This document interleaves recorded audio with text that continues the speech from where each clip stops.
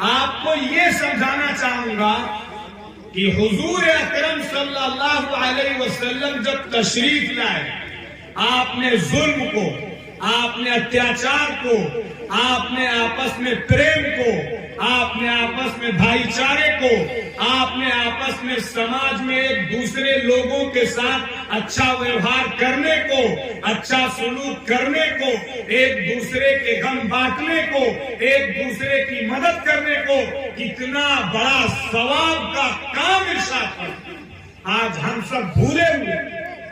ہر آدمی سیلفش ہو گیا، ہر آدمی لالچی ہو گیا، ہر آدمی مطلب پرست ہو گیا، ہر آدمی اپنا گھر، اپنا کاروبار، اپنی چیزیں چمکانے کے لیے، اپنے 10 روپے کے فائدے کے لیے دوسرے آدمی کا لاکھ کا نقصان ہو تو اس کا لاکھ کا نقصان گوارا ہے۔